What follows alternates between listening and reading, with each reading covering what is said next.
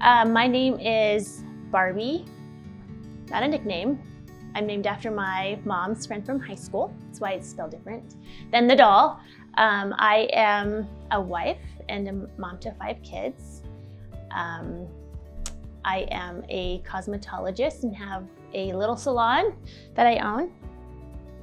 So I have 1 hour at 5 a.m. to go do some weightlifting, CrossFit. That's what I like to do. It's fast. It seems impossible sometimes, but it's a lot of fun.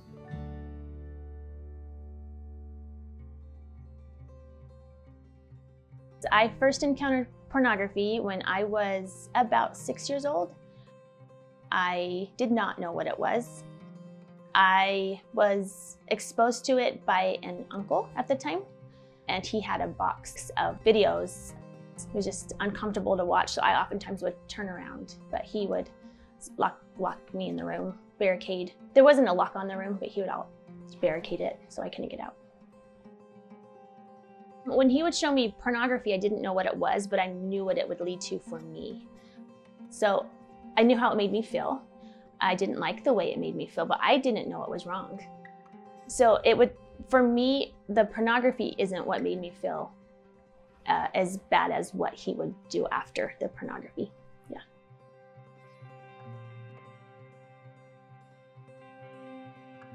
I was in the 7th grade, I believe, when I realized that the pornography led to the sexual abuse. We had a class in health, and a guest teacher came and explained what both of them were. And back in the 80s, 90s, it wasn't talked about. It was not talked about. There was no language, there was no vocabulary, there was no conversation about pornography, about sexual abuse like there is now. I didn't tell anybody because I wasn't sure anybody would believe me. I knew what had happened, but I didn't want to be called crazy, didn't want to be called a liar. So when I was 15, I decided it was time to tell somebody. I just didn't know who I could tell, who would believe me, who wouldn't think I was crazy. And we had a lesson in school. I don't really remember the specifics of the lesson, other than I knew that this teacher was somebody that I could trust. And he said, the next class period, we're going to have this game, and the game is where you can put any question in this box, and I'll answer them, and I'll be honest. And I knew that was my chance because it was in secret. I even tried to disguise the handwriting by writing with my left hand in cursive so nobody would know it was me. I put my question in, and he was ready. He shook the box and he set it down on his teacher desk. And mine was the first question he pulled out.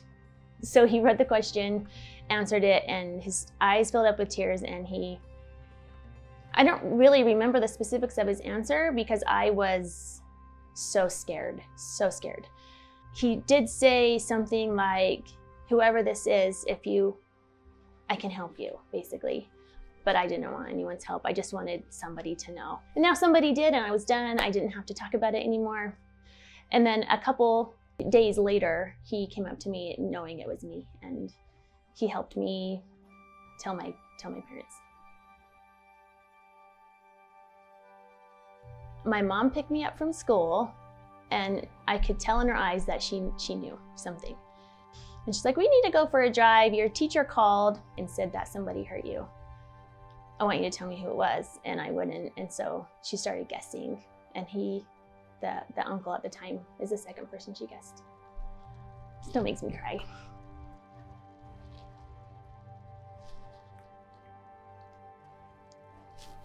She reacted perfect for me. She didn't ask details.